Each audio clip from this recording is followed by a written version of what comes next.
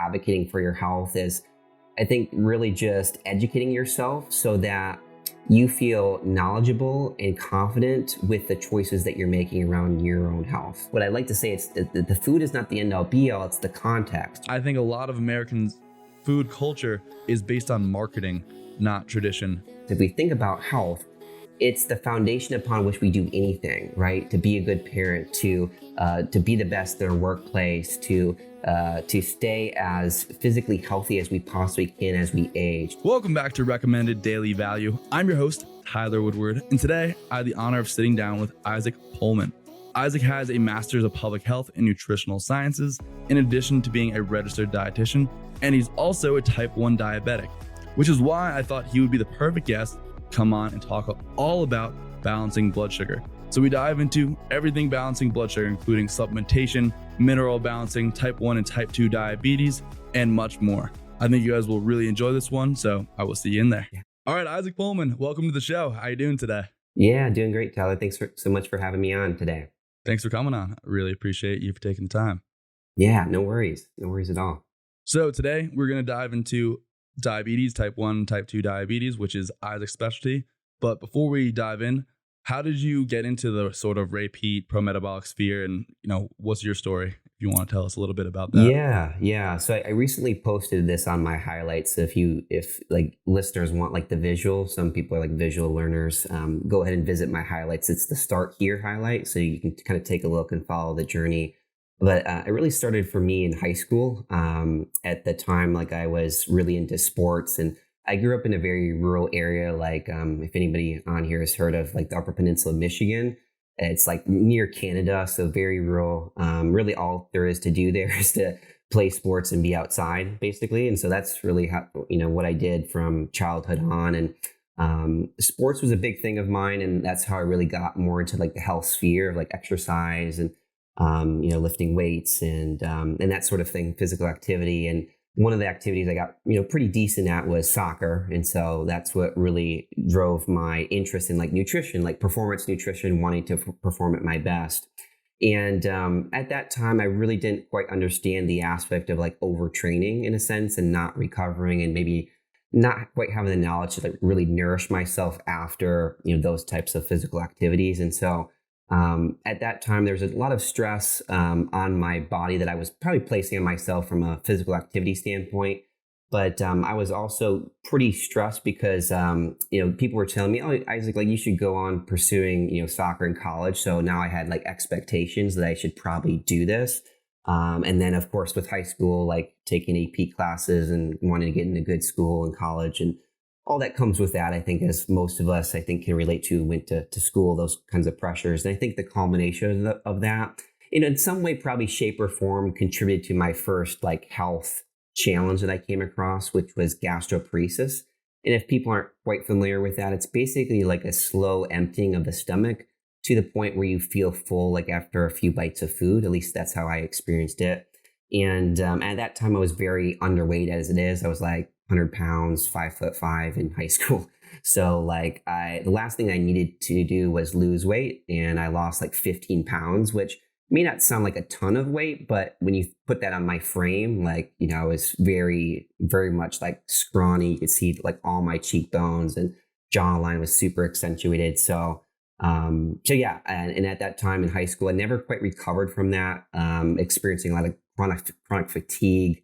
And, I was never quite the same, after that, at least until college, and ended up going on to pursue like, I was lucky enough to get on to a varsity squad in college for soccer. But at that point, like my edge in high school was like taken away, and, skill sets were basically the same, if not better on, my teammates' standpoint. And, I just didn't have the energy to kind of keep up with them. And so I pushed through it kind of for like 2 years or so, but I saw the writing on the wall. By that point, my hormones have like tanked. My testosterone was like super low. I was on supplemental testosterone therapy, prescribed by my doctor. It was giving me all sorts of like acne and like really cystic, angry looking acne. If you look at the pictures, like you'll see what that looks like.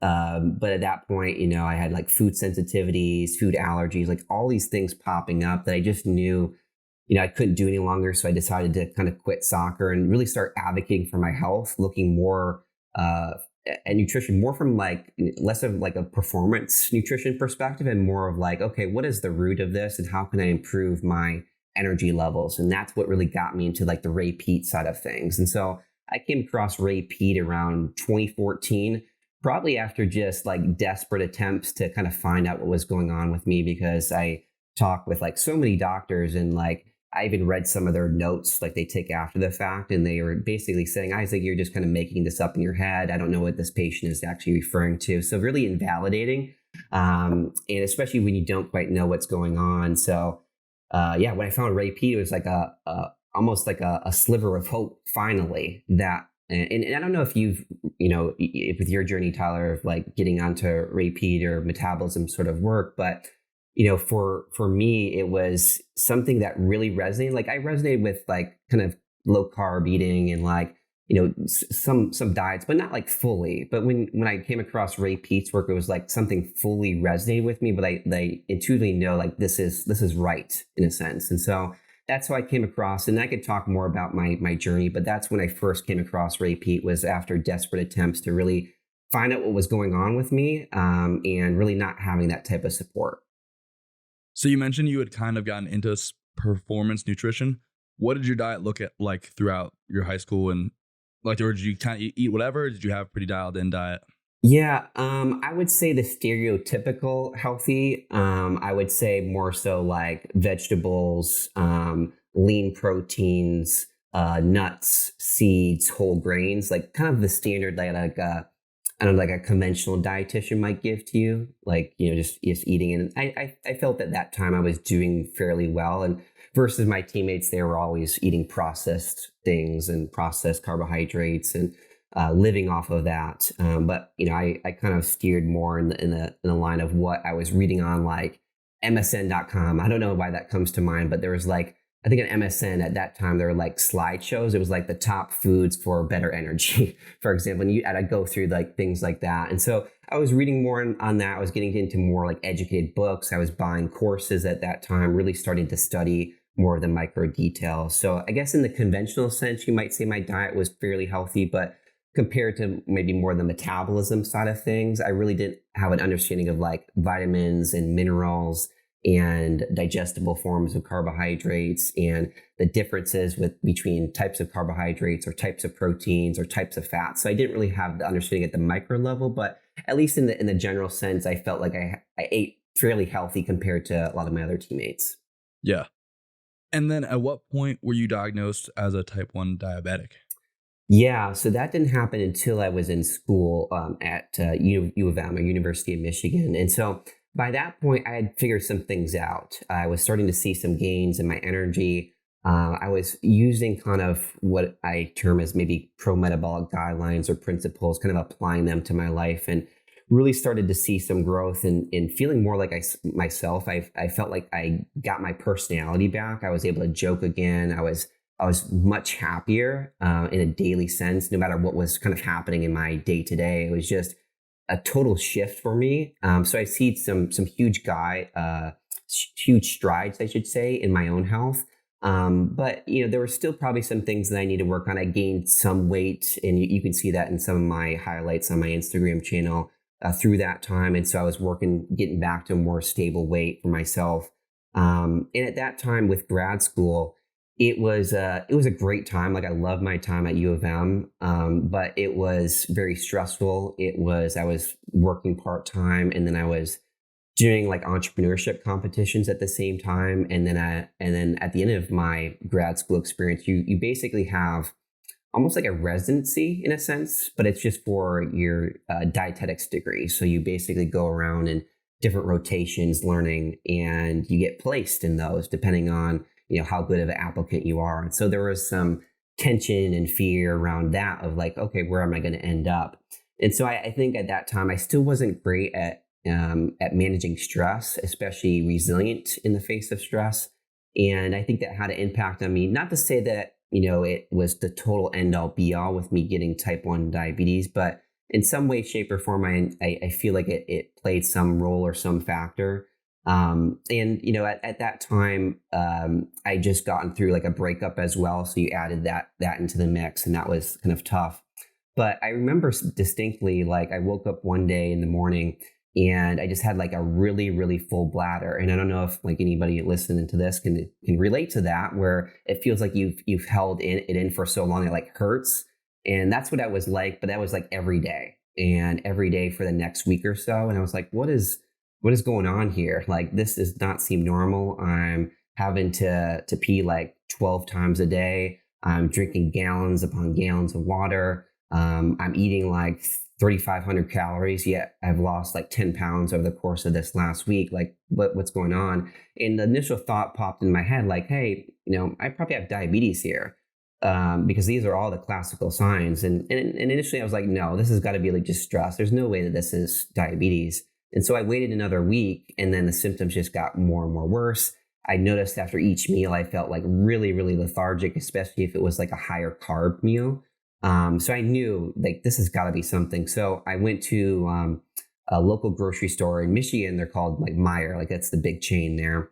And so I picked up a glucometer, which measures your blood sugar, and I checked it, and it was 293. And so I was like, yeah, well, at this point, I know I have some level of diabetes, because the normal range for blood sugar is 70 to 100. Wow. Right. And so that's way off. So I went to the ER, and they confirmed, yeah, I had A1C of like 9.6. Normal is below 5.7.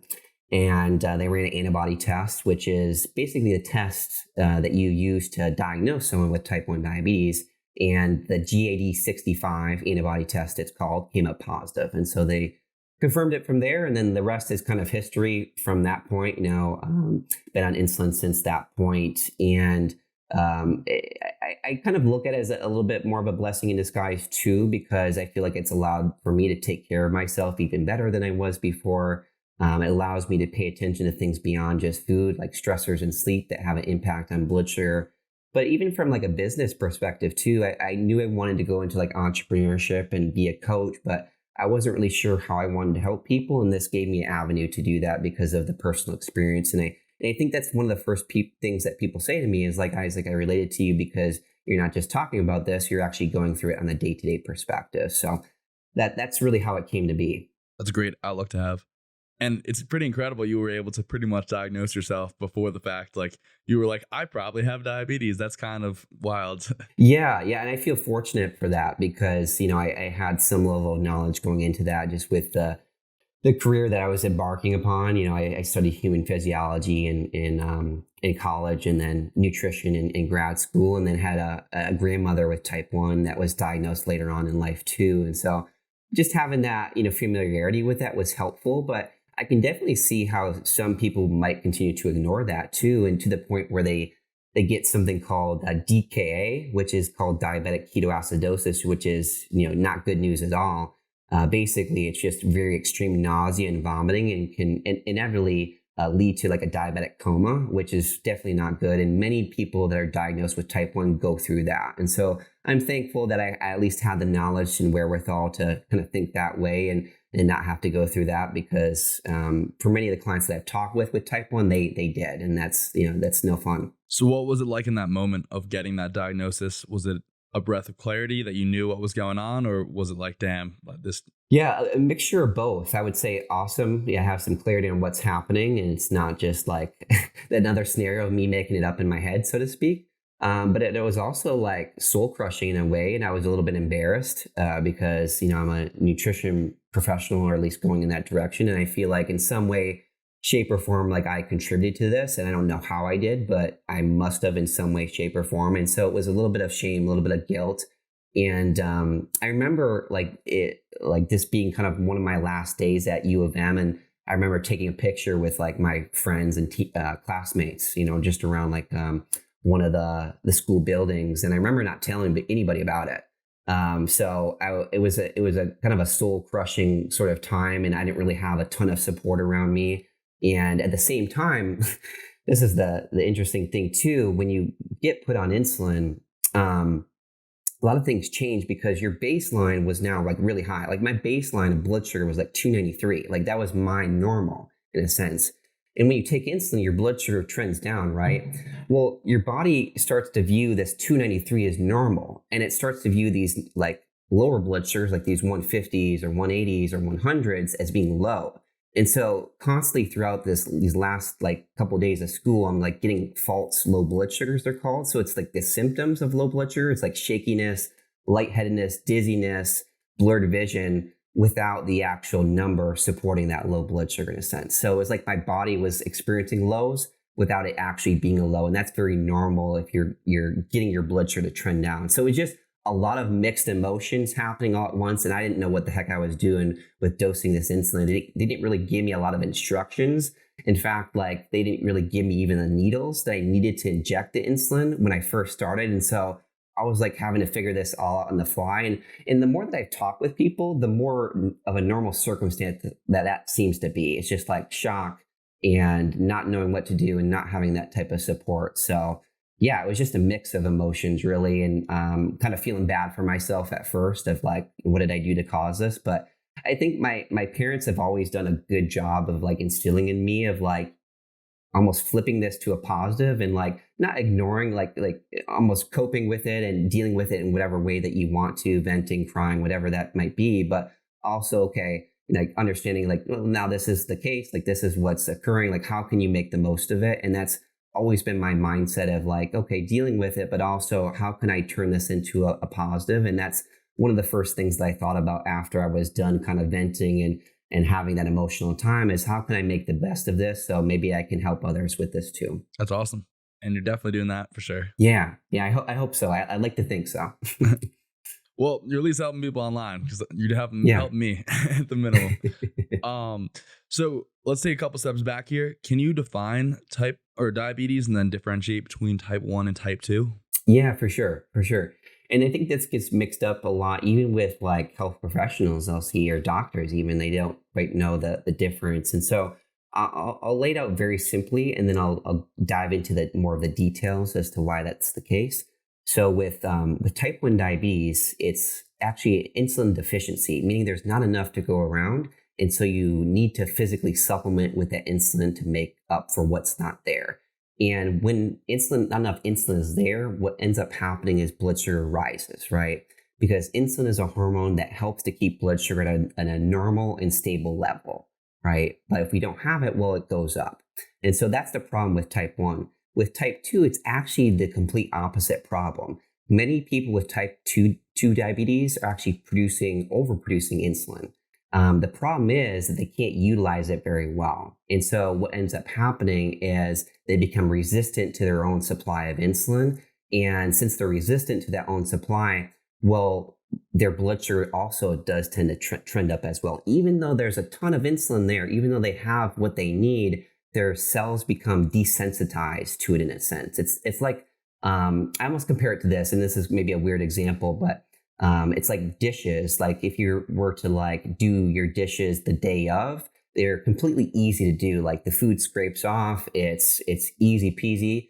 But if you were to like keep your dishes in your sink and the food kind of cakes on and crusts, it's really hard. You almost get resistant to it. And there's this overwhelming pile of dishes, right? Well, that's kind of the same thing with insulin resistance. Even though there's a lot of insulin there, it becomes to the point where you can't quite use it as well. And it becomes to the point where your body's resistant to actually utilizing it. So your blood sugar again raises. So it's the complete opposite problem, but it produces the same sort of result. In other words, blood sugar rises. Now with type 1 diabetes, where you can differentiate it from a lab perspective is that a person with type 1, it's an autoimmune condition. And the way that it's talked about and phrased in the literature is the immune system takes out dysfunctional cells in the pancreas or dysfunctional machinery in the pancreas that doesn't allow your body to produce insulin, right? And so as a result of that, there'll be positive antibodies that show up. Mine, it was the GAD65, but there are a few others that can show up positive depending on the person, right? So there'll be at least one positive test for someone with type 1 diabetes. Now, if it's type 2, those antibodies will not show up. So there'll be no presence of that. And typically for more people with type 2 diabetes, it's more of a progression to that point. With someone with type 1, it's more of a rapid. It's like from 0 to 100 real quick. Versus type 2, it's like maybe you get some signs of it. Maybe you get a higher A1C or higher blood sugar on a random blood draw. Maybe you're diagnosed with prediabetes before that. Maybe you have gestational diabetes before that, and then it's type 2. So it's more of a gradual progression towards that time. Gotcha. So the way I usually think about it, and correct me if I'm wrong, is basically, me, normal blood sugar, at least hopefully. I eat some food, my blood sugar goes up from the carbs and potentially other things. And then I produce insulin and it goes down, and you get hungry a couple hours later, your cells burn the fuel, yada, yada, yada. Mm-hmm. You, type 1 diabetic, you eat food, you don't produce insulin because your pancreatic, I think the beta cells of the pancreas have been destroyed by an autoimmune condition. So your body's basically attacking those. So you need to supplement with insulin to manage your blood glucose normally. And then type 2 diabetes is also known as metabolic syndrome, I believe, right? It's basically the same thing. Yep. And it's basically things, the way I'd explain it, I also really like your analogy too, is, if you imagine your sugar, your insulin in like a highway, everything's getting stuck in the highway, so they can't get off the exit. So there's just a bunch of traffic in your blood that causes everything to build up. And then you get things like, well, your blood glucose stays elevated, your insulin stays elevated, your free fatty acid stays elevated. And then you get a really high, in both, I guess you get a really high HbA1c, yep, which is glycated hemoglobin, which basically means your red blood cells are getting destroyed by probably sugar, but also other things in the blood. Yep, exactly. And one of the other analogies that I use for like insulin resistance too is like my dad's like a postal worker. He delivers mail to people kind of in my local area. And I almost compare it to like holiday mail. So kind of like your traffic example, if in holiday season, like there's a bunch of letters, there's a bunch of holiday packages and like care packages and that sort of thing. And there's only so much that can fit in that mailbox, right? And so we have, in these holiday times, there's more like postal workers circulating, like they hire temporary workers to take on and deliver like these extra Amazon packages that we're all buying at the last minute, right? And when there's more mail and there's more of these holiday workers, you can think about these holiday workers or postal workers as being the insulin that is delivering the carbohydrates to the cells, and these mailboxes as being the cells in themselves. And so eventually there reaches a point where we can't put any additional mail into that mailbox. And as a result, we have to take some of it back.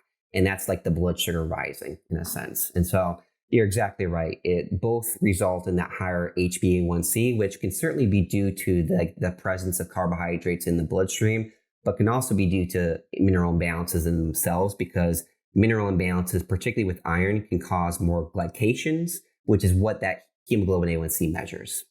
Gotcha. So can you differentiate between pre-diabetes and full-on type 2 diabetes?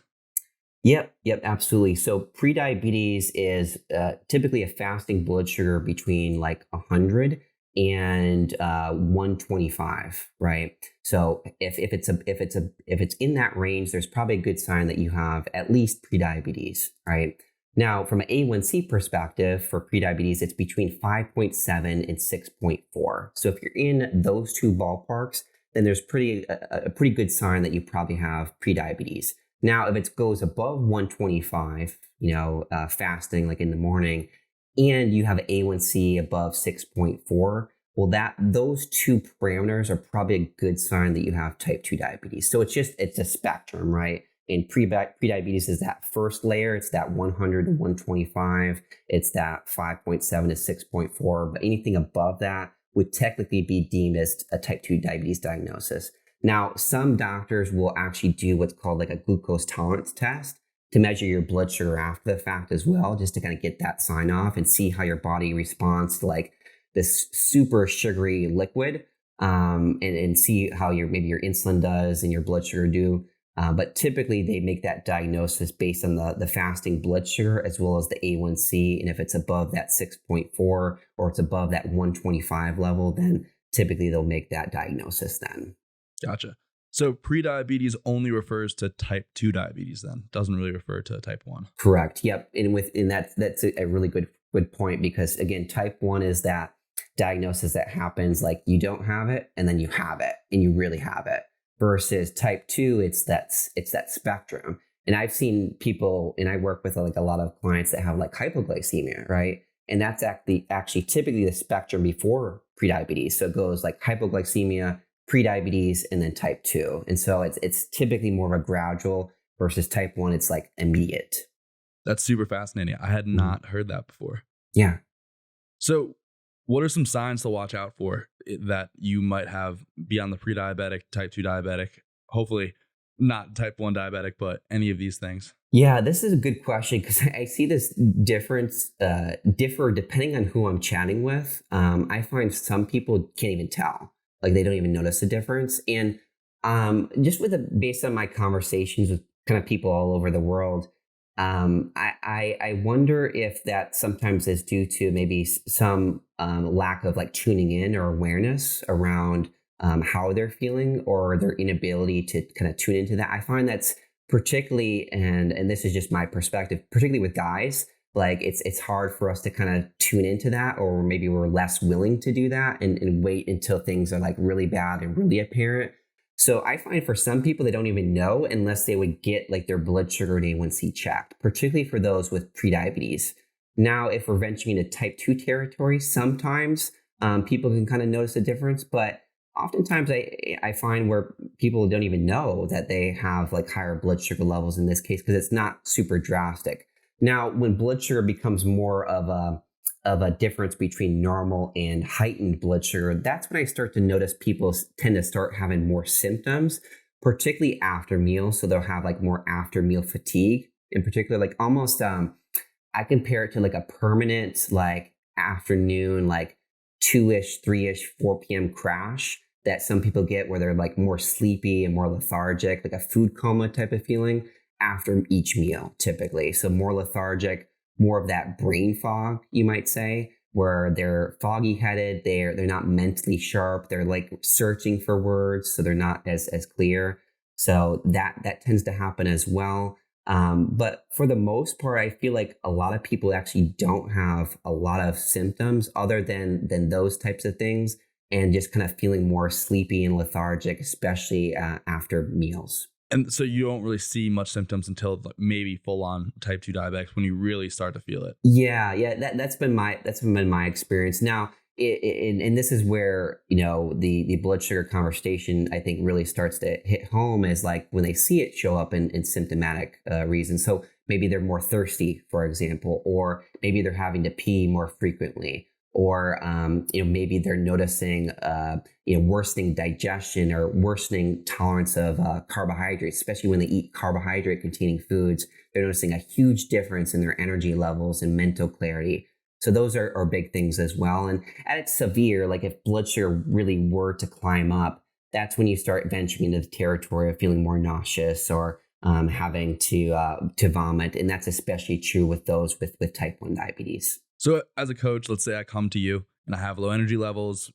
What are the symptoms you're looking for that point you in the direction that this is a blood sugar problem? Yeah, that's a good question. I think each person might present a little bit differently, but if they're very in tune, definitely their energy levels, I would definitely look at that, especially their fatigue and how they're feeling, particularly after meals. Like I'd say, 20, 30, 60 minutes afterwards. I would be particularly curious about that.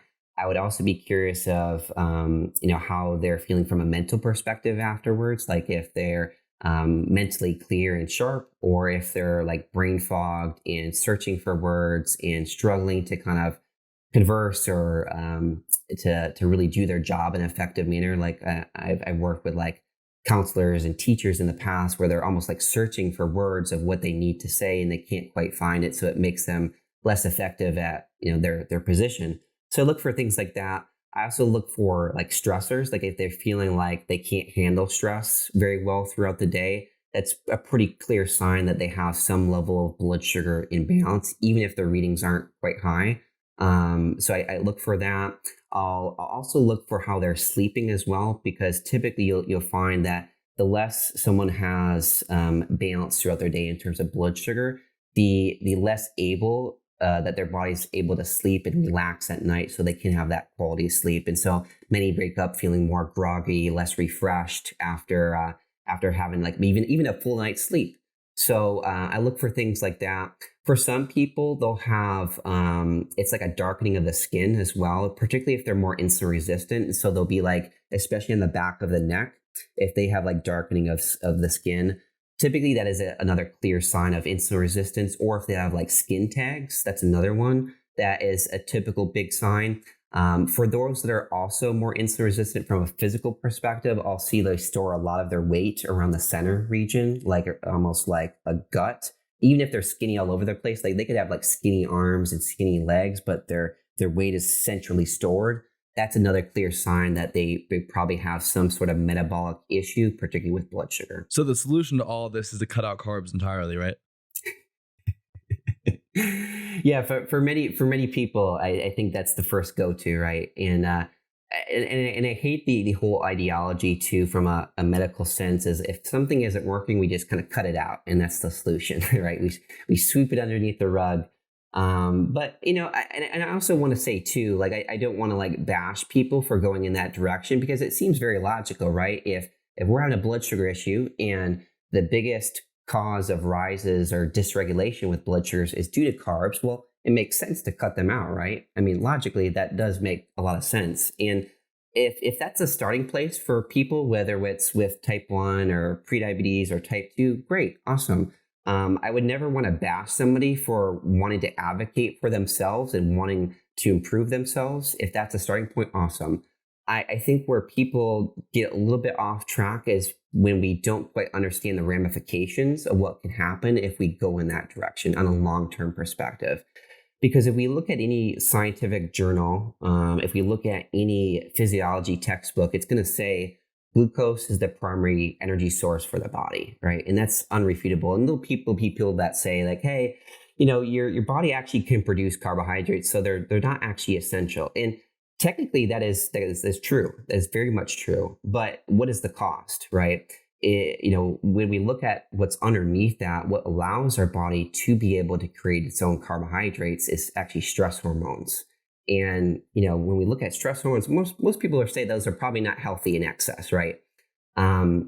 So when our body is requiring stress hormones to get the energy that we're not providing, well, we're basically kind of like eating ourselves, eating our own bodies to make up for what we're not getting in our diet. It's like we're breaking down our muscle and our fat tissue to get the carbohydrates that our body needs. And I think, temporary places that can be okay, like that can be healthy. It prevents us from dying if we don't have food. But if that's the primary mechanism that we're relying on for our energy and our sustenance, well, that's going to be problematic down the line. And I don't think that connection is often made, right? And so with these stress hormones over time, what can actually happen, and I've seen this over and over and over again, where people will be on long-term keto and their blood sugar will actually start to rise on them, despite them fully restricting carbohydrates. And basically what that means is they're becoming more and more insulin resistant because of the way that they're eating and they're living. And if we think about a ketogenic diet, let's just say, it's very high in fat, right? And they can be saturated sources, which I would consider to be more health conscious. But even excessive saturated sources are going to decrease your ability to tolerate carbohydrates. And so when you do eat those, even if they're strawberries or blueberries or rice or sweet potatoes, your blood sugar is now going to shoot up very, very high versus if you didn't do that to begin with, because fat in excess worsens your ability to tolerate carbohydrates. So that's one thing working against this. The other thing that was working against this is we know these diets increase stress hormones, right? And these have kind of a triple whammy effect. We know that they basically inactivate or inhibit the benefits of insulin. And if we go back to insulin, we know it's this hormone that helps to keep our blood sugar down, helps to keep it stable. Well, if we're basically blocking that action, our blood sugar is going to generally rise, right? So the longer that we're in some of these lifestyles, we have a tendency to become more insulin resistant because of the stress hormone aspect of that. But we also know too that with higher amounts of stress hormones, we break down our muscle tissue as well, which that isn't a good thing either. Because when we're losing on a muscle, especially as we age, we're getting older, well, that's not good for longevity purposes either. But it's also not good from a metabolism perspective because it's metabolically active tissue. And if we're degrading our metabolically active tissue, well, our metabolism is shooting down, right? And so now we have more of a propensity to gain weight. Now we have more of a propensity to shoot our blood sugars even higher. Now we have more of a propensity to store body fat around that central location, right? So that's not good either, right? And then we have the other ones is we release more fats. And I think you mentioned it, Tyler, at the beginning, more free fatty acids circulating in our blood, which make us even more insulin resistant, right? So we have that going on. And then we have like mineral deficiencies that are occurring because we know whenever our body is more stressed, we tend to deplete ourselves of the exact minerals that are crucial to keeping blood sugar stable. And I'll give you a comparison for this. Let's just say that I'm doing a presentation, like in high school, for example. I remember being like super nervous for presentations in high school, and maybe some of you guys can relate. And I remember having to pee more frequently, like a few times before I did this big presentation.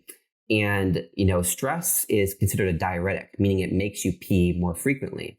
And so the interesting thing about that is it's not just fluid or water that leaves your body. It's actually the water-soluble vitamins and minerals that leave your body as well. So we're talking magnesium, sodium, potassium, B vitamins.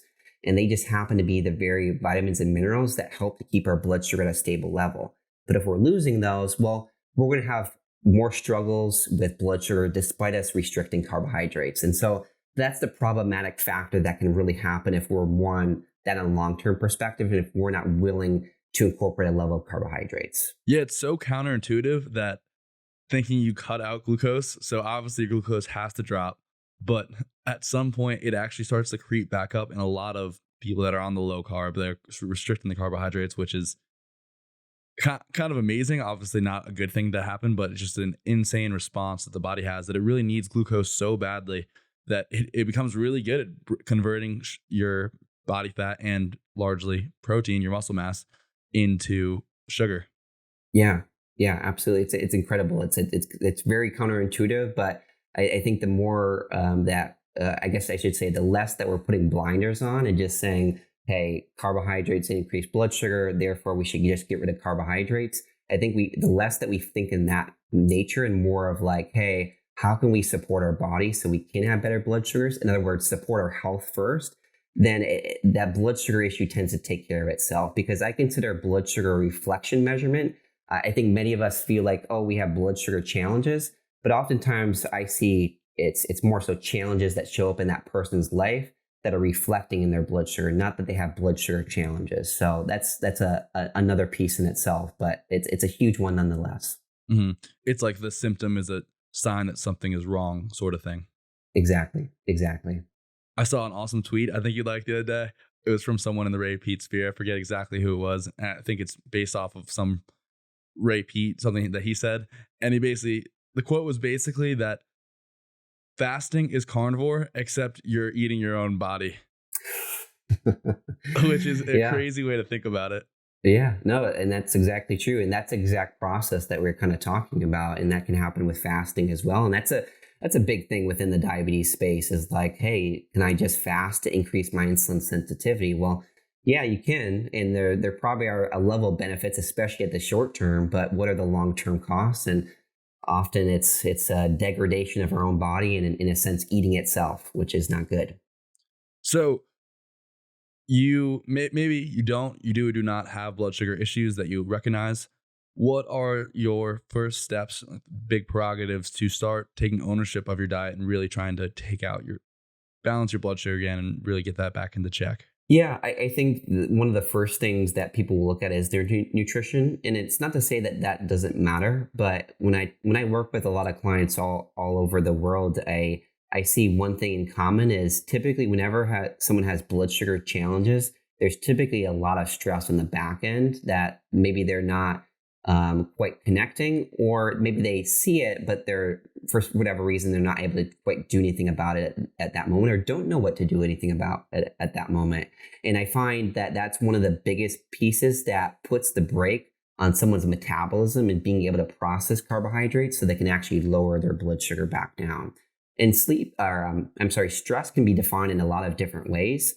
I think whenever I first mention stress and managing that or regulating that, some people are like, well, Isaac, that's not very realistic. I mean, I have stressors going on all throughout my day. It's a work stress, family stress. And, that's not necessarily what I'm saying. I'm not saying like we can get rid of all stress, because at the end of the day, with the modern world, we have all sorts of stress. I have EMFs coming from this phone and this laptop. I have this direct light shining back in my face. I have this blue light screen. I have, foods in my environment, pollution, right? There's all sorts of stress. And if you go down that rabbit hole, I think it can be very overwhelming and probably not the most healthy mindset. But if we can look at what Hans Selye talked about, and he's like this, I don't know, I consider him like the founder of stress research and physiology. Yeah, if we look at his take on it, he talked about it's not the stress that kills us, it's our reaction to it. It's our perception of it that does. And so what that basically means to me is it's not about getting rid of stress. It's about, okay, how can we view it differently, or how can we improve our resilience to that? In other words, how can we set up our lifestyle so that the stressors that occur in our day, we're less reactive to that? And sometimes that just comes about asking a person like what their day kind of looks like and how they can be a little bit more supportive of that. And I'll give you one example of this. I find a lot of my clients, when they're starting out, tend to backload everything like to the end of the day, like their nutrition, their downtime, their time with their spouse, for example, all at the end of the day. And when that comes at the end of the day, yeah, it's beneficial than not doing anything at all. But oftentimes they're missing out on that for the remainder part of the day. And all throughout that remainder part of the day, well, they're becoming more insulin resistant. They're not nourishing themselves with good quality meals and snacks. And as a result, well, they're naturally going to get more blood sugar imbalances and swings. Versus if they're able to incorporate, like, it doesn't have to be big commitments, but pockets of time where maybe they have more of an ease themselves in type of morning, where maybe it's 15 minutes for themselves, or maybe it's 5 minutes with their spouse, or 5 minutes to watch the sunrise, or stroll around their neighborhood. If there's pockets of time that they can do to kind of ease that burden of stress throughout the day before they get started with their packing their kids' lunches, or driving their kids to school, or getting started with work, if they're able to support themselves first, it's like filling up their cup of water, or however you want to phrase that, first before they take care of anything else. And I find more often than not, the people that have the worst blood sugars often have, like, I call it the worst bank account. In other words, they're in the most debt. They're in the most metabolic debt. And so one way that we can kind of deposit more money into our bank account, so to speak, is to incorporate pockets of time throughout our day that are re-energizing, that can be de-stressing in a sense, that can get us out of that go, go, go mode that so many of us are caught up in. And so that's one of the first things I would look at. The second thing that I'd probably look at too, and this kind of goes along with that pocket of time, is some sort of movement, because I think a lot of us have become so sedentary nowadays. And I work with a lot of clients that have desk jobs, and not to say that that is bad in itself, but I think for many people it can exacerbate their blood sugar issues because they're not moving throughout the day, and they have meetings back to back to back, and they're demanding, they're stressful, there's deadlines, there's all sorts of stress that could come along with that. But if they were able to incorporate maybe 5 minutes of walking around, or 10 minutes, or some sort of movement, they would be able to regulate their blood sugars a heck of a lot better than if they didn't. And so that is probably number two that I would look at for most people.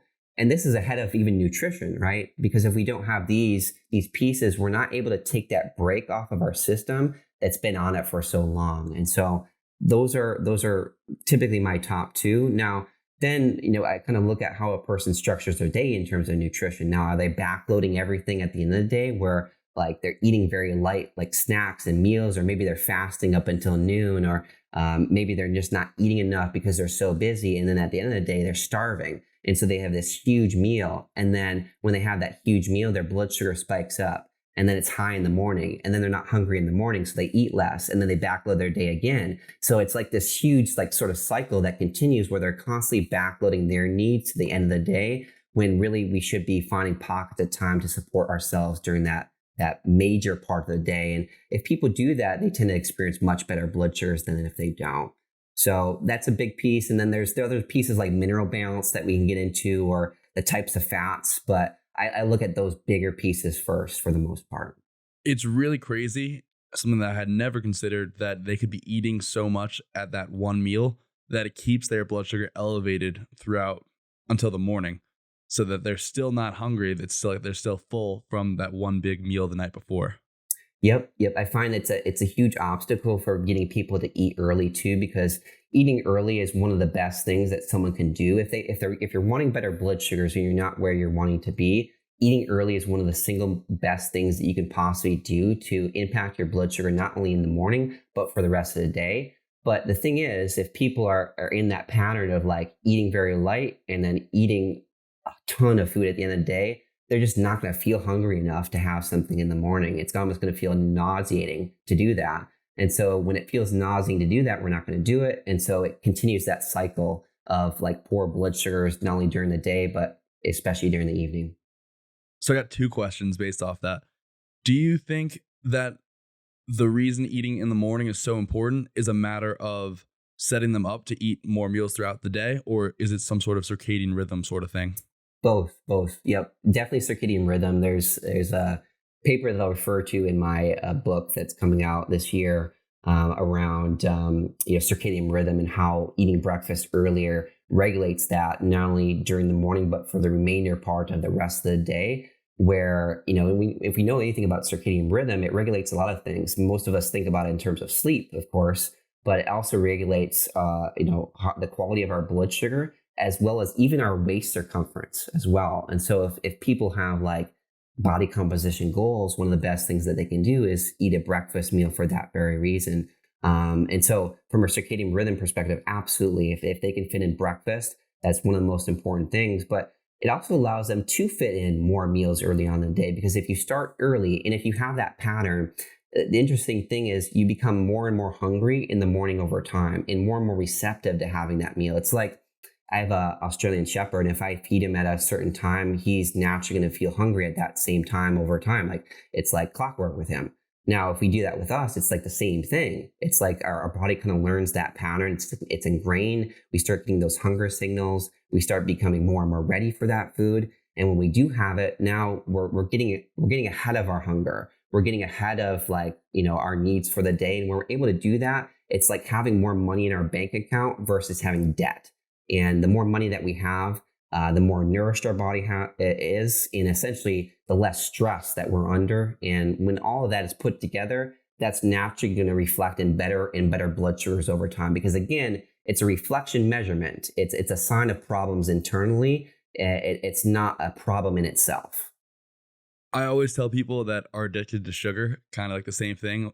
Like if you choose to eat good sugars, like some orange juice or fruit in the beginning of the day, you're going to be much less likely to rip out some Skittles at the end of the day, because your body's going to get sugar somehow. You're going to crave it. But if you load up on good sugars, you'll be much less likely to grab the crap. Yeah, you're exactly right. And that's an interesting point that you mentioned. Like your body's going to get the carbohydrates either way. Like, do you want it to come through your body, like breaking down its own tissues? Or do you want it to come from good quality sources? Or do you want it to come from maybe poor quality sources like Skittles? And I find that that's the case for many. Like they're not addicted to sugar. They don't have a problem with food cravings. They more so have a problem with how they're eating throughout the day that is influencing them to such a degree where they're feeling like compelled to have that, those Skittles or that candy or the chocolate. And not to say that, that's bad, all the time, but like if that's constantly what we're seeing is like food cravings, well, there's probably a messenger in that something is off. And that's one of the biggest things that I like to advise clients is like tuning into themselves. Like, what do you see popping up? And like, maybe there's instances where treating a craving with whatever you're craving makes sense, but is there a way that you can dig into that if it's happening more on a frequent basis? And for many, it has to do with how they're eating and how they're feeling and not quite getting the carbs that they need early on in the day, like you said. Mm-hmm. And then going off of people that struggle to eat in the morning, do you think, what's your approach with that? Do you have them eat smaller meals at night, or you have them kind of just force down something in the morning for a couple of weeks and they kind of get used to it?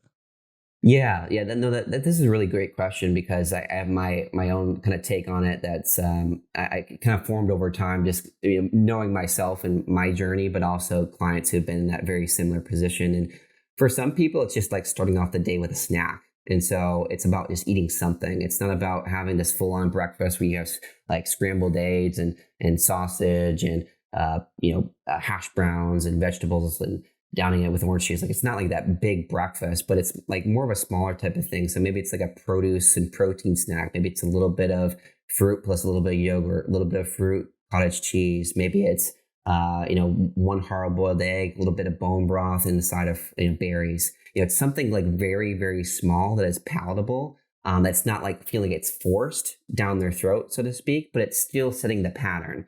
Because when they set a pattern, well, all of a sudden, over the course of a few days, a few weeks, they're going to feel hungrier. And when they feel hungry, you can add a little bit more and a little bit more. And before you know it, that becomes more of a dense meal than where it was before, where you were eating nothing or you're just fasting.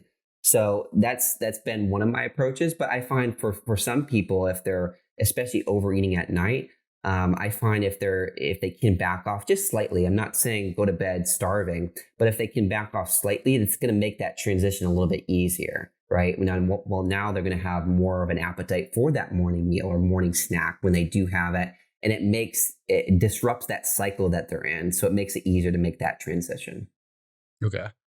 And then when you're setting up a meal, what are the big principles you're looking for at creating, let's say, the perfect meal, but like the big categories? Like usually what I refer to is like a protein, carb, fat, and fiber. But how do you look at it? Yeah, I look at very similarly. And the quantities or the amounts probably depend on the person and where their carb tolerance is at. I talk about that in my book quite a bit. Is like, all those components are important, but also like the quantity of those choices, because you might nail, hey, I have potatoes for my carb. I have a steak for my protein. I have broccoli for this fiber choice. I have the steak cooked in butter, so it has a little bit of fat, and naturally steak already has a little bit of saturated fat. Like, it has all those components, but if my potato is way too big, well, I'm going to get a bigger rise in that blood sugar, especially if my carb tolerance isn't necessarily there. And so for many people, I'll look at forming like that protein and fiber first, particularly if they're coming from a place of higher blood sugar. Like, the last thing that we want to do when someone is experiencing higher blood sugar is, let's add in all the carbs in the world to you because we know carbs are healthy. Well, for many people, that's going to end in this disaster of like shooting up their blood sugars, and then you lose trust in that process with that person.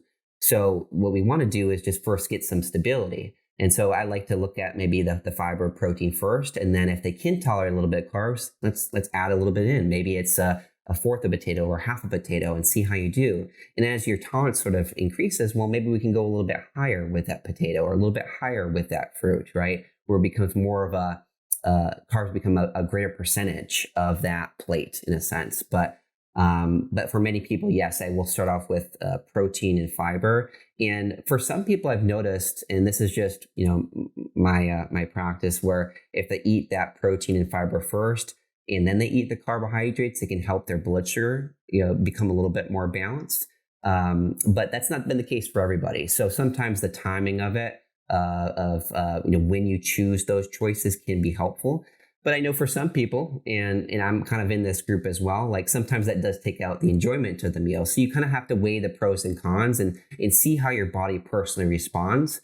But if it allows you to consume carbohydrates in a more supportive way, and it's balancing out your blood sugar and you're feeling good, well, for some people, it might be worth it. Mm-hmm. At least temporarily, maybe. Yeah. Yep. Exactly. So a lot of people, I'm sure, come to you from the keto, very low carb sphere, and they want to go into more of the pro-metabolic style diet. And I think a lot of people have a tendency to go from one extreme, like very low carbs, to very high carbs right away. What are the big mistakes you see when transitioning, let's say from a low carb, but even another diet, to the more pro-metabolic style diet? Yeah. Yep. And I can definitely speak to this because I went down this path too myself, and have helped many others kind of transition with this style. And I think one of the biggest things that stands out to me is many people just go way too fast. And I think for two reasons, at least that I've seen come up, many people are just desperate for change and desperate to feel better. They wanted to feel better yesterday. And so it makes them maybe make more exaggerated decisions than maybe they would otherwise. I know that was the case for me.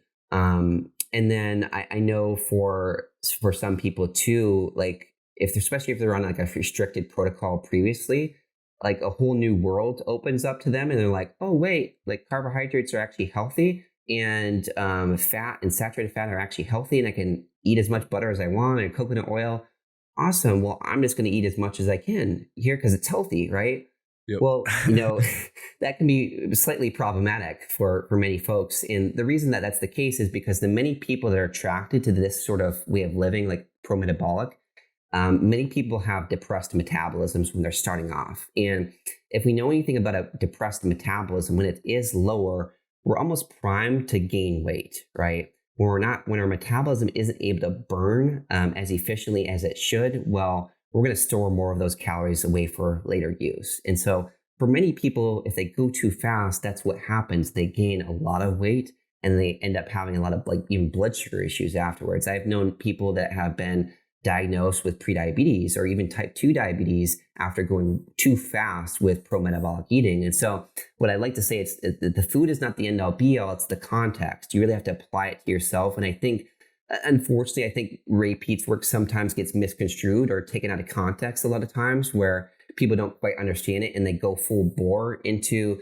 a lot of these like lighter carbohydrates and fats, which are not as satiating. And then they have more of these weight issues. And so that's what I would suggest. And when we do have more of the blood sugar and weight issues, if that's like the end result, many times what people are after is like they want to go fast so they get the result and get this done and over with. But ironically, what ends up happening if we go too fast with this, we create a new problem. So now we have blood sugar issues and we have weight issues. And so ironically, by going fast, we actually go slow because we have to correct these new two problems in itself. So that's just something to kind of think about. So I would encourage you to kind of if you're looking at this, take it slow and go methodical. If you have to work with somebody, personalize it to you, great.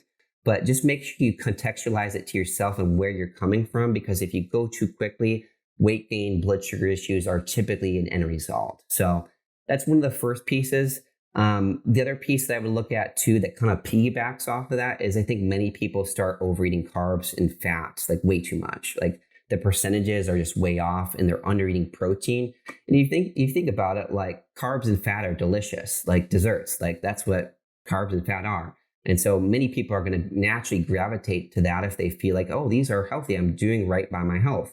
But what that ends up happening is they undereat protein and they're not as satiated, and then they overeat carbs and fat to kind of fill the gaps. And so you could see how, fat and carbohydrates could lead to calorie excess, particularly at the metabolism or metabolic state that someone is in. So that's another piece that I see. Another piece, and this will be the last thing I'll say, is that I think many people focus way too much on light foods that are just not dense enough to be satiating. So I think like juices aren't a problem in itself, but if that's the only carbohydrates that we're having, like we're not going to be satiated like that. Like orange versus orange juice, you're probably going to feel more satiated with the orange, right? And so I see many people going to like juices and Cokes and ice cream and Haagen-Dazs and gummies and marshmallows, which have some nutritional value, but certainly aren't the nutritional value of like a steak, for example, or piece of liver or sweet potato, which still have the elements that they're looking for, but probably in a much more supportive way. And so these light foods, I think, often get the best of people because they're not satiating. They're often, if they're consumed in excess, create more blood sugar imbalances.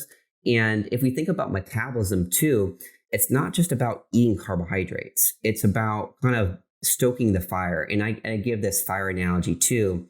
When we're starting a fire, and Tyler, I don't know if you've been camping or not, or I've been around a fire too in my day. I figured. That was a big part of my life too. And the way you typically start a fire is like kindling. So maybe it's like some twigs and newspaper, maybe a little bit of gas to get it going. And that's what I compare to like these light foods. It's like the gummies, maybe the collagen, the refined sugar, or like these like really light type of snacks or singular food snacks where you're just eating one food, like a piece of fruit. Well, that's going to maybe keep you going for a little bit, but it's not going to carry you on for 3, 4, 5 hours, right? Eventually on that fire, you're going to have to put some dense, dry logs. Otherwise, it's just going to fizzle out. Like it's just going to smoke. And so that's what I compare to like dense foods. You want to be eating dense foods that are filling, they're satiating, they're like primarily whole foods, because that's what's going to keep your metabolism burning in a sense. And so I think that sometimes that's a piece that is lost. Yeah, that was a great analogy. And I think kind of what you're getting at there is that none of those, like, you need the kindling, or, it can be very useful at the minimum, but it's not what's going to be the driving force in your metabolism. You need to have that kind of big base that keeps the fire burning, and then you can throw some kindling on and it'll, keep everything churning. Right. Yep. And it was not definitely my effort to say like downplay light snacks, because I think for some people, like in between meals, absolutely they can make a big difference. But my problem is when they become like those light snacks become your main meal. So when people are eating like cottage cheese and fruit or yogurt or beef sticks or cheese for main meals, well, that's when it probably becomes problematic, because they're not getting the density that they really need to burn that fire all throughout the day. Mm. And you mentioned repeat being misconstrued. And one thing that I've been thinking about a lot recently is that Ray had so many great messages and talked about such a diverse array of topics that a lot of people don't talk or mention that he talked a lot about not gaining weight. Like, I think it was a very important thing in his paradigm to not probably go all aboard and just start slamming a ton of orange juice and skim milk, because you probably would gain weight. And maybe the repeat diet or something along those lines, where it's a high carb, moderate fat, moderate protein, maybe something like that, might be the end goal. But if you're from a low carb, like keto diet, like the end goal is going to be moving. You can't just go from one to the other, because you're just going to, as you said, draw a bunch of problems on the line. That's kind of, seems like that's what you're saying. And that's kind of what I always thought you would have to do in a transition from one to the other. Like, you might just be able to add in one fruit after, you go to the gym, and then continually build on that. Right. Absolutely. Yep. I think one of the most important things within the social media world and internet is context. Like, context is incredibly important, because you could have the right plan, you could have the right ideas, but if it's not executed right, well, it's not going to turn out. And one of the things I hear most often, and I don't know if you hear this, Tyler, I hear from like followers, they'll say, I'm doing all the right things, but I'm not seeing like the results. And that could be blood sugar, that could be weight loss, that could be whatever their goal is.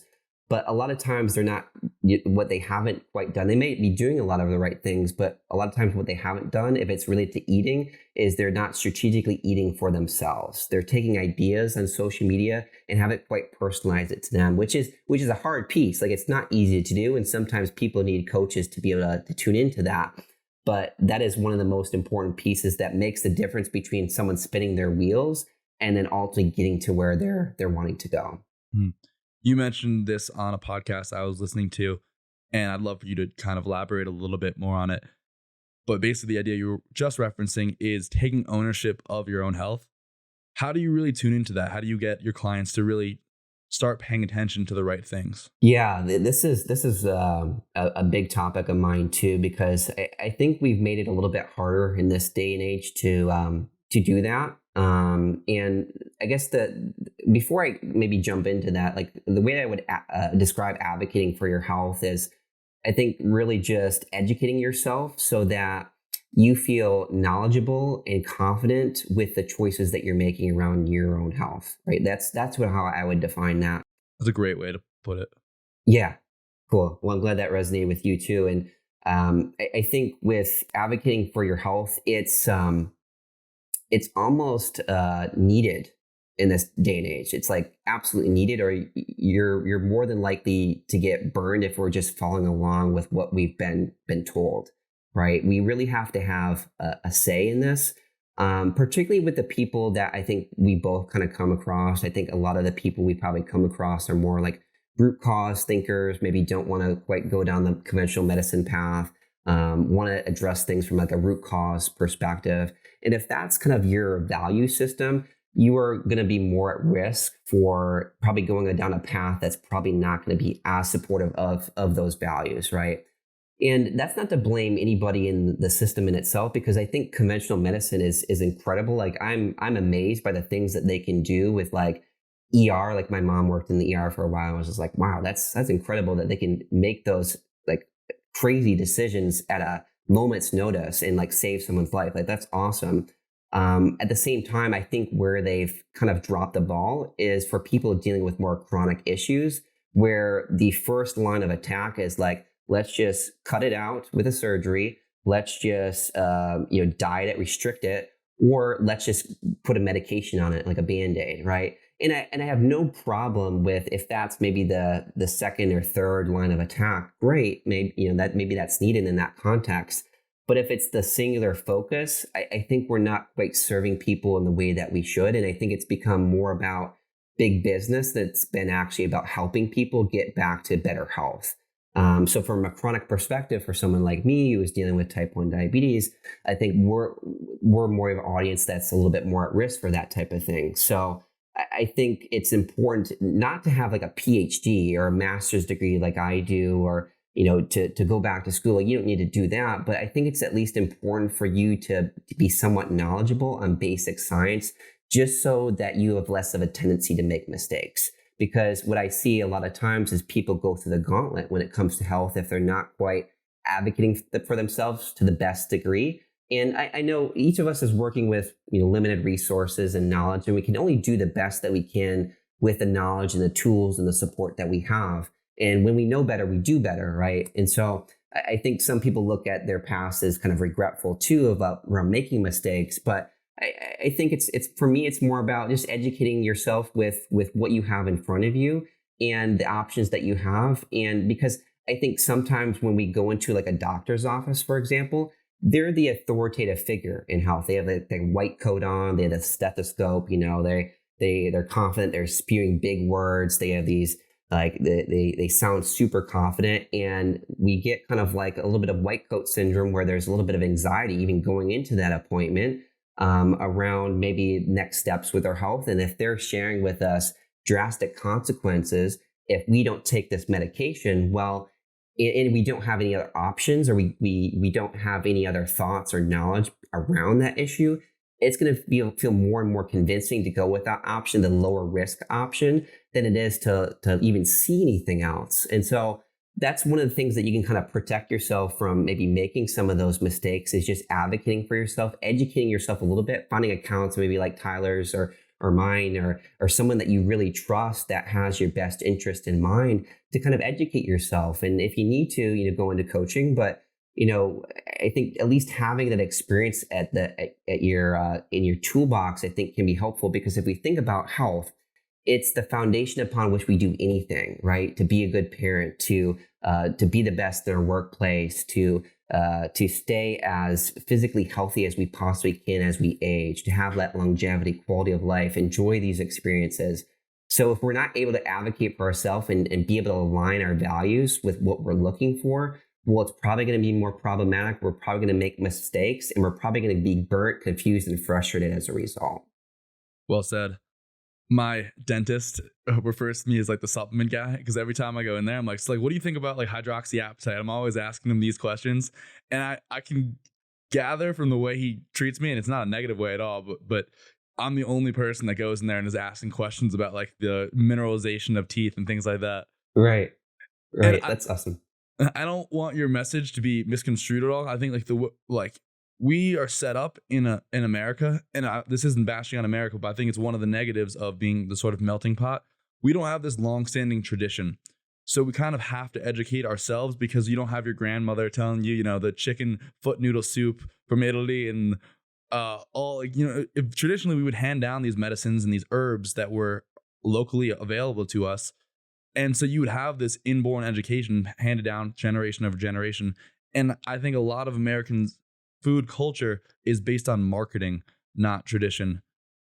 Yeah, that is such a big point. And we look at marketing. I mean, we see it from social media to the streaming channels that we have, like Netflix and Prime and Hulu. Like, they all have ads around something, or we're all getting fed something. And if that's kind of our main source of information when it comes to improving our health, well, that's probably what we're going to believe, versus if we had that grandparent or great grandparent who is talking about incorporating like liver into their day-to-day, where we have more of a mineral balance. Well, maybe that would have been effective for us to pass on that knowledge to the next generation and next. And I think that's probably one of the biggest reasons that I think, we see a lot of health declines in the US, is because we're not quite passing on these traditions. They kind of get stuck in a generation, and then we forget about them, or we don't even know about them.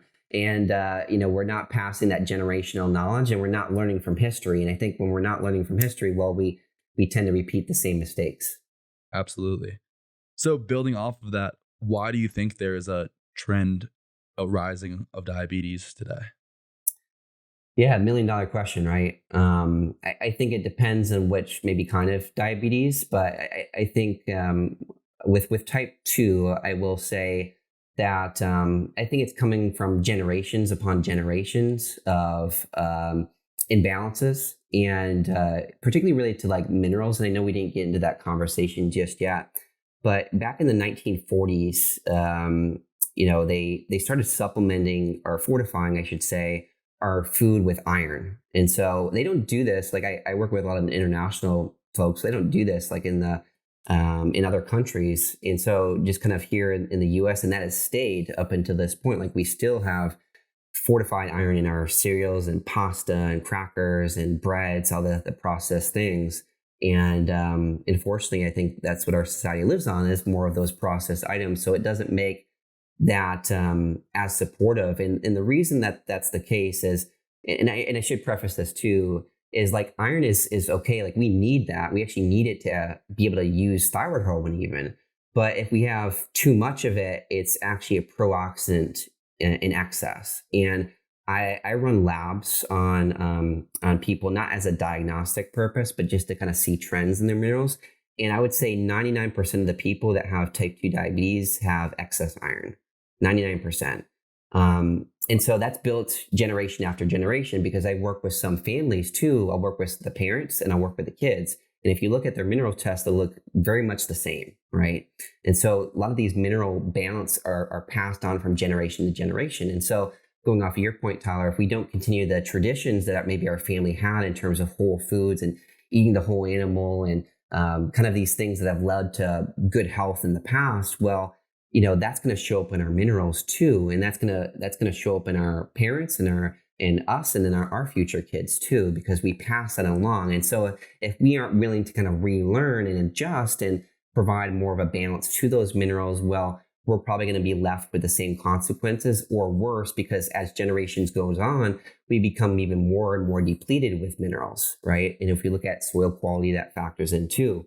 But that's one of the biggest pieces that I see, is like huge mineral imbalances related to electrolytes and iron, which ultimately make us more insulin resistant. They have been shown through research, especially with the iron piece, to basically inhibit beta cells from producing insulin. They have been shown to basically cause glycation, the process that you talked about earlier, which artificially raises hemoglobin A1C levels, right?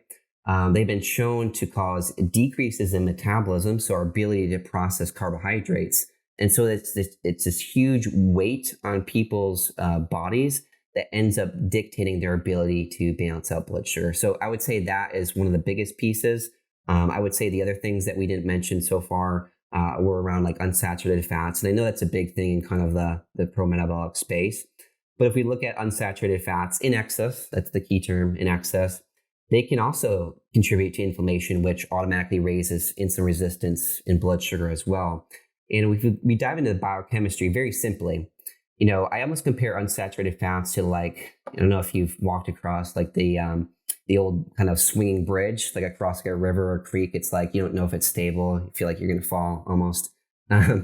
Unsaturated fats are kind of like that bridge it almost feels like it's going to be broken.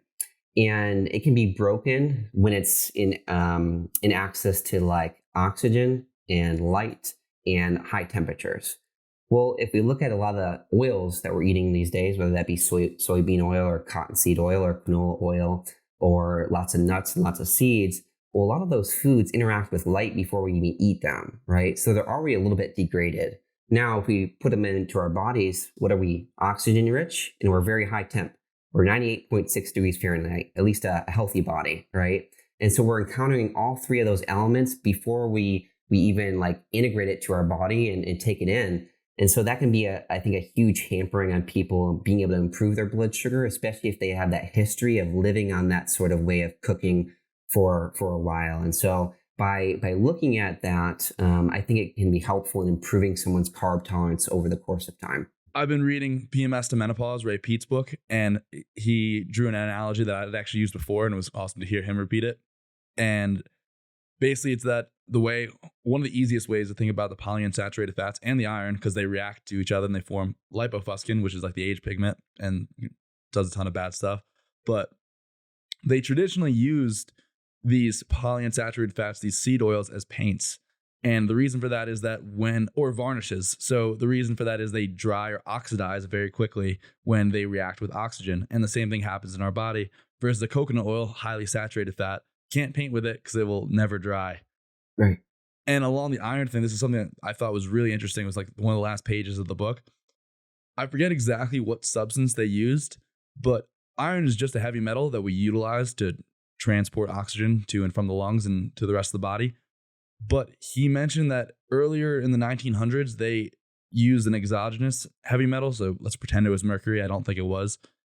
And it also raised red blood cell count. So we usually conflate anemia with low iron, and you could just give any toxic heavy metal and it will raise your blood cell count, which is a crazy thing to think about. That is interesting. I don't remember that from that book specifically, but that is so fascinating. So basically saying that any heavy metal has a tendency to raise that score. And so is it really the iron piece, or is it fact that it's like a heavy metal in excess maybe?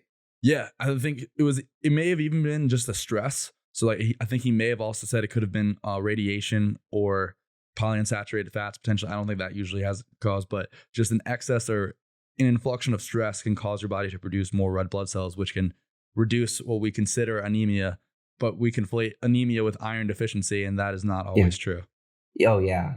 Iron deficiency is a whole nother soapbox of mine too, because I was anemic, and I didn't talk about that journey as well. But I've yet to see anybody that I work with improve anemia through iron supplementation. I've never seen it, and that is to say, like long term wise, maybe temporarily, but long term, I've never seen someone improve. Versus if they have other supporting minerals that can help to utilize that iron.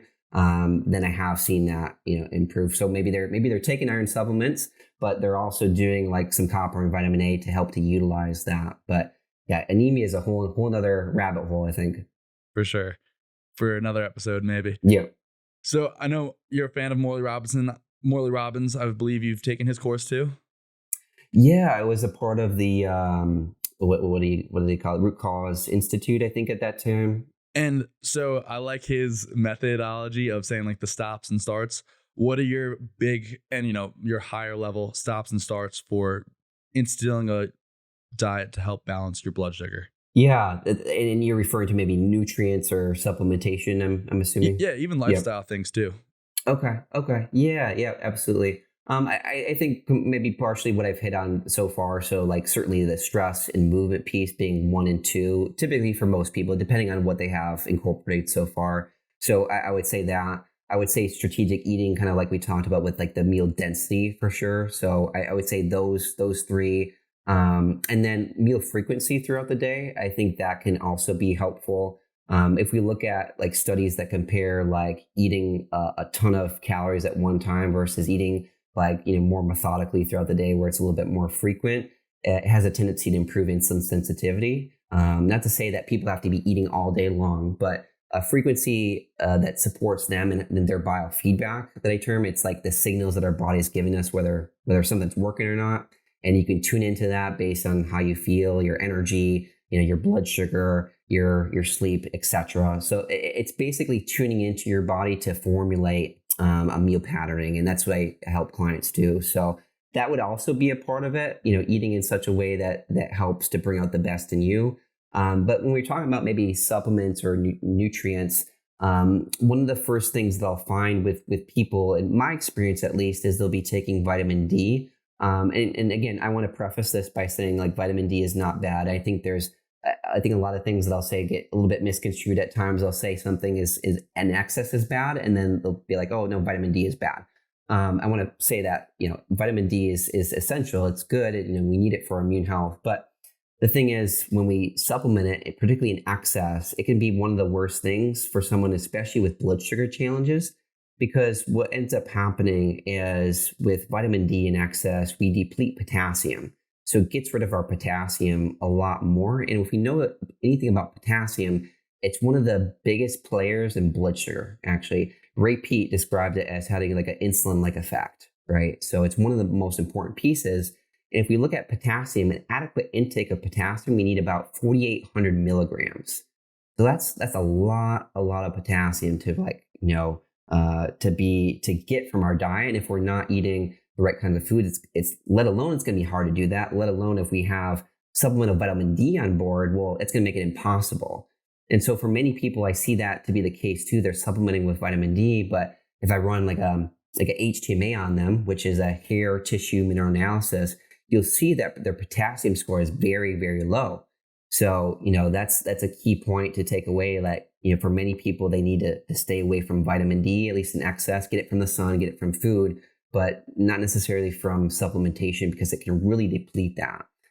The other thing with vitamin D too is like, with vitamin D, it can cause calcifications. And so if listeners are familiar, like calcifications are basically the hardening of soft tissues of arteries, which people with diabetes or blood sugar issues are more at risk for anyways. And so what we're doing by taking vitamin D is we're going right into that path of the disease condition in itself. And so we're advancing that. And so the last people that I would want to take like a supplement of vitamin D is typically people with diabetes. So that would probably be one of the first things.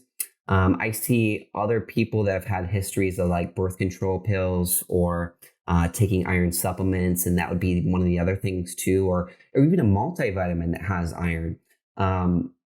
Typically, that's the last thing that I want someone with diabetes or blood sugar issues to take, because I've had clients that have taken iron and they were at like a pre-diabetes level, and they've taken it and their blood sugars have shot up to like 200, 300 just by taking that. And so it can be one of the biggest things that contributes to insulin resistance or a lack of ability to get that blood sugar back down. And you can see that, and you can show that to them on like their lab work and their iron levels. But, looking into that and making sure that they're taking in the right nutrients and are not taking supplements at their detriment. Iron and multivitamins are definitely one of those pieces. So I'll look at that. The other piece that I'll look at too, and this is less of about a supplement, but more so about like a focus. I think in my experience, we become so focused on taking supplements that we lose out on those fundamentals that will actually play a bigger role in them getting where they want to go. So they might take like the Shilajit and the vitamin E and the digestive enzymes and the retinol and the liver capsules and the oysters, and they'll take all these things at the expense of not doing the fundamental pieces like the stress management, the movement, the strategic eating that would actually probably help them a little bit more, right? And so sometimes I think supplements can be a little bit of a distraction for the very things that can help them improve to a point where they need to be. And that's more of a logistical thing. It's less of like harm, but more of a focus thing in my experience. 2 questions based off that. Do you know the mechanism which vitamin D depletes potassium? And do you ever see someone stop taking vitamin D and you see drastic improvements? Yes, I would say yes to both of those. With the mechanism, it goes through the kidneys, and so it's filtered out through the kidneys. It's termed as higher renal clearance of potassium. And I can send you over the study if you want to, Tyler. Yeah, that'd be awesome. But that's basically what it's doing. It's clearing. It's more of a higher clearance from the kidneys, essentially. But yes, I have seen HTMAs improve as a result of being able to incorporate more potassium, getting off of vitamin D, and then with HTMAs or minerals in general. And I almost compare it to like this. I'll give you another analogy, like improving health as a whole, or improving minerals, or improving metabolism. It's like trying to fill up a bucket of water, but that bucket of water has holes in it. And it's not always about like filling it up with good quality supplements or good quality foods. It's about like plugging those holes so your body can actually retain it. And that's one of the biggest things with minerals as well, is like when it comes to like potassium, one of the biggest things that you can do to actually support your potassium levels is regulate the stress and become more resilient with that through the way that you structure your day, through the way that you structure your eating, because it allows your body to retain that. So that's the other piece that I'll kind of throw into there. Gotcha. Where do you stand on magnesium supplements? I know that's big on Morley's protocol. Yeah, I think there's a time and place for that. I think many people go way too early with that piece and create imbalances with their other minerals, especially if they don't have and there's a certain order to doing it depending on the person. But typically I find if you can really emphasize, and if it's needed, sodium and potassium first, and then look at something like magnesium, and even looking at something like iron first, because we know what ends up happening if we have excessive iron levels that are showing up in our lab work. We have what's called an excessive magnesium burn rate, meaning we're using it up more quickly. And so we might not actually need magnesium supplements. What we may need to do is get rid of some of the extra iron so that our magnesium burn rate goes down and we don't need as much. So I've seen scores like that improve as a result of just improving the iron levels in themselves. But I think a lot of people might supplement with magnesium a little bit too early than what would be beneficial, because you really have to have a foundation before you look at magnesium, in my experience. Otherwise, it can lead to other mineral imbalances. It can make it harder for your body to hold on to sodium and potassium. So that is something to think about. It's more of a nuanced conversation. But typically, if someone is starting with magnesium, I'd like to get them started with more of the fundamental pieces first. And then if they feel we feel like they can benefit from a lab perspective and symptom perspective, then you might start off with something like topical. Maybe it's like an Epsom salt, or like a sodium chloride spray, or a magnesium lotion, something like that. Very interesting. How do you feel about giving bloodletting? Yes. So this is a big one, and there's research to show that it can improve insulin sensitivity in the right context. The thing with blood donations is timing is the most important aspect. It's not like it's not beneficial, but if you don't time this correctly, it can actually make a person feel a heck of a lot worse. And I'll give you 2 examples of that. With someone that does not time this correctly, they might do it before they have kind of the nutrition coming in to support giving away blood. Because if we think about it, with blood, we're not just losing iron, we're losing other minerals along with that. And so if we don't have a stable foundation of minerals to give, in other words, if our cup is like half empty and we pour what we have to give away, we're not going to have much left for ourselves to thrive and function. And so for many of those folks, they're not going to feel very great. I've seen folks do that way too early beyond my recommendation, and they've taken days, weeks to recover from that and feeling more like themselves again. So you have to have something to give. Before I recommend blood donations to anybody, I want to see what's called a full Monty panel, or a full iron panel, just to kind of see where their levels are at, because that's going to tell us whether someone has a full cup and ready to donate and give, versus if someone needs to wait another 3 to 6 months, work on the nutrition, work on their lifestyle to get those iron levels up to a point where they actually have something to give, to a point where it would actually be beneficial for that person. So one example of that would be if someone has high serum iron levels, and I would consider high serum iron probably anything above 120 or so. If someone has high serum iron levels, they have a little bit to give, so they probably would do okay with a donation. Versus if someone's serum iron levels were 30, they probably wouldn't be okay, because normally you want this around 80 to 120 or so for males and females. So if we don't have anything to give, it's going to make that donation a heck of a lot more difficult. You're going to feel tired, lethargic, depleted afterwards. Versus if you do have something to give, I found many clients feel actually more energized and feel almost like a load is taken off of them as a result. Very interesting. Yeah, I do feel better after donating blood, but I completely agree. I think you really do need to dial in the foundations first. And then I like to donate. I've been doing once a year, not all the time, which I know some people like to do it a lot more frequently, but I think you got to find what works for you. Yeah, exactly. And that's where context becomes incredibly important, because if we look at it, I have a history of supplementing with iron infusions and that sort of thing. And so I have more of a storage of iron. And so for me, it probably makes more sense to donate because of where my iron levels are at. And so you have to kind of contextualize it to yourself. And ideally, before you donate, ideally you would want those numbers to kind of base your decisions after. Awesome. So last question, and this is a bit of a loaded one. What are your thoughts on reversing diabetes, both in the Ray Peat style, where he mentioned using the high sugar diet to reverse potentially type 1 diabetes, but also, pre-diabetes and type 2 diabetes? Yeah, this is another controversial one, and I would recommend for folks, because sometimes this answer becomes misconstrued. Sometimes I would just encourage you to listen to the whole conversation just so you can tell the nuance here. But it's a tough conversation for a few different details, and I'm particularly referring to type 1 diabetes here. I'll get to type 2 in a second, but with type 1, in the way that Ray Peat talks about it, and I had a conversation with him before he passed, this past year around this, and he was talking about how his dad was able to recover from type 1 diabetes by basically supplementing with brewer's yeast, like a ton of brewer's yeast. And I thought that was like really interesting. And it was something that I tried out earlier in my journey.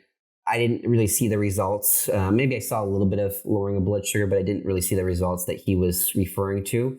And so I kind of moved on at that point. But with one of the interesting things that he highlights, and I think I can't remember the name. It's like glucose and sucrose, maybe is the name of the article. But he talked about this experiment that some 1850s physicians did. I think the names were like Peory and Budd, I believe, were doctors that I think were a little bit ahead of our time. It kind of, it sounds like happenstance came across this experiment.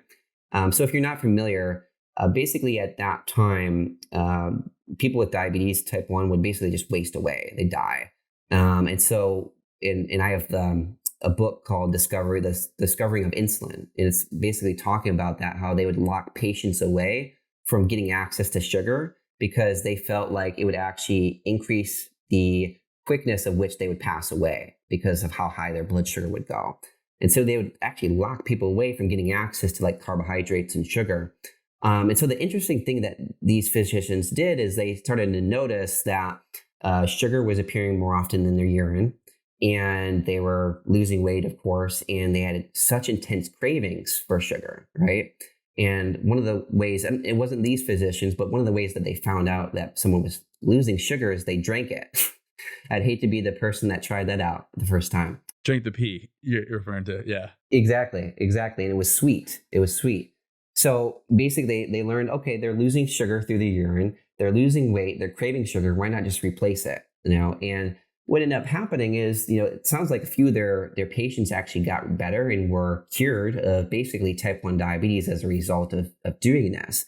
And unfortunately at the time, as with, and I don't know if you've seen this trend too, I think with a lot of like major scientific discoveries, it'll be like poo-pooed or refuted by the other physicians or professionals around them. And I think their work got muddied to such a degree where even the way that Ray Peat describes it, it's like very murky around like what exactly that entailed. Like it talks about, okay, yeah, we're supplementing with like what they did was like sugar and honey, supplementing, in their diet to basically improve their blood sugars, ironically. But it doesn't really say much more than that. So it's kind of murky around what that kind of process was.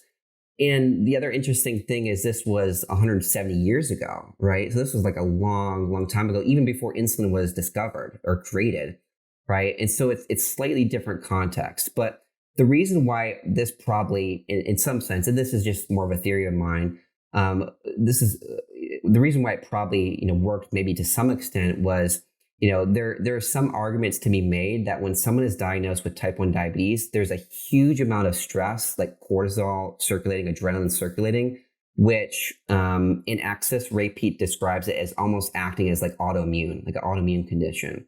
And as a result of that, it actually increases blood sugar.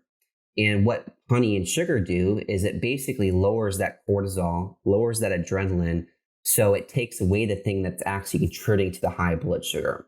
And so that's probably my theory and in some shape or form of maybe why it worked. But the other theory too, and I want to preface this because this is a slippery slope conversation.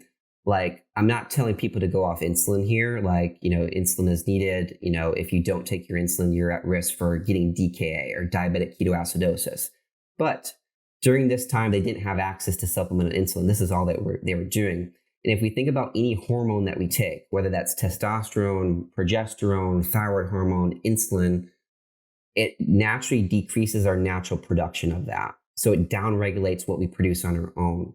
And so for people maybe starting off, like that were just diagnosed with type 1 diabetes, they might have a better chance of reversing it versus someone who's been on insulin for years and years and years. That's going to be very, very tough because their body has become so dependent on it.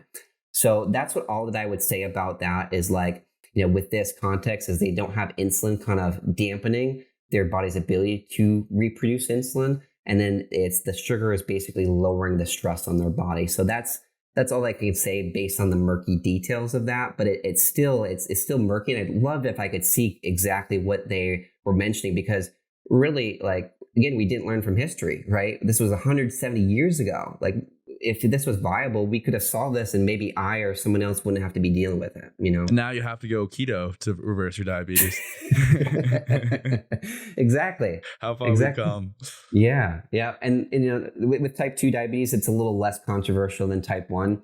If I were looking at someone with type 2 that wants to reverse it, I would definitely be looking at those first 3 things that we talked about. Definitely stress, definitely movement and strategic eating. But also for you guys, especially mineral imbalances, I would definitely be getting my iron checked to see where that's at, because as long as that's there, it's going to be very hard to reverse the insulin resistance, because that's the thing that's dampening your ability to process carbohydrates. But if you're able to do that in an effective way and look at those other pieces, there's a good chance that you have to be able to reverse it. And I've seen that in my own clients as well. That's awesome. All right, last question. Sorry. Yeah. You harped a little bit on the big mental aspect of stress and reversing type 2, or not reversing, but managing your blood sugar. And I think a lot of people, including myself, tend to overlook the lifestyle factors. It's all about diet and supplementation, which we kind of talked about. If you had to assign an arbitrary percentage, how important do you think it is to really get your lifestyle in check too, in terms of stress, on top of all the nutrition things? Mm-hmm. Mm-hmm. Yeah, I would say it's more important than nutrition. And I say that as a dietitian. And yeah, I don't say that lightly. So I think it's primary number one. I like to say you can't out eat a poor lifestyle or unsupportive lifestyle. So most people might say that the opposite, like, you have to really dial in your nutrition to be able to solve this. And many people view diabetes as more of like a carb sugar issue than a stress issue. But, for every single one of the clients that I work with that has blood sugar issues, there's some sort of stress issue playing around in the background, even if you say that you don't identify with stress. Because many times the people that don't identify actually need it the most, ironically. It's funny how that works. But it's probably the most important thing that someone will ever do. So if you decide to not even look at movement or minerals or food, that would be the first place that I would start for you if you're having or struggling with managing your higher blood sugars, especially if you're trying to reverse it without maybe less of a dependence on medication or without medication at all. If you can kind of get your stress into play where you're organizing your day in such a degree where it's more supportive of you, and you're incorporating downtime, and you're incorporating pockets of time that are supportive of you, and not just living go and in service of others as your main frame of thinking, but rather, hey, how can I take care of myself so I can take care of others? Well, automatically that's going to reflect in your blood sugar, because again, blood sugar is not the problem. It's a reflection of the true problem at play, which is your inability to process carbohydrates, which is ultimately dampened the most with stress hormones. That was awesome. Thank you so much for taking the time, Isaac. Can you plug yourself real quick and tell us about the book you're dropping? Yeah. So the book is dropping anytime soon. I honestly don't know exactly. I don't have a date, but my book team is working on it. It's called Have Your Carbs and Eat Them Too, kind of like have your cake and eat it too, basically. So it's taken in the frame of someone with type 1 diabetes, but it can definitely be beneficial if you have pre-diabetes or type 2. You'll get a lot out of it, especially if you're wanting to incorporate carbs while still keeping your blood sugar within a good spot. So that is coming out anytime this year, has a lot of good bonuses with it as well. And so if you're interested, I can put you on the short list to get access to that. Just message me book and I'll put you on the list for that. But it's only going to be $5, so awesome. Very, very cheap investment for something I feel like it can help a lot of people. That's awesome. I will make sure to link all of that in the description. And any last closing thoughts?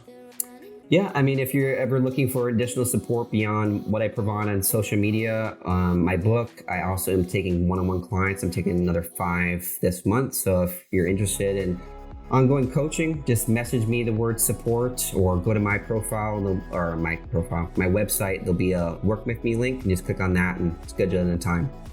Awesome, Isaac. Well, definitely go work with Isaac if you guys need some help supporting your blood sugar. And thank you so much for taking the time. I really appreciate it. Yeah, you got it, Tyler. Thanks for having me on, man. All right, if you enjoyed this episode, please make sure to give a 5-star review, or if you're on YouTube, hit that like and subscribe button so you can always see our content as it comes out.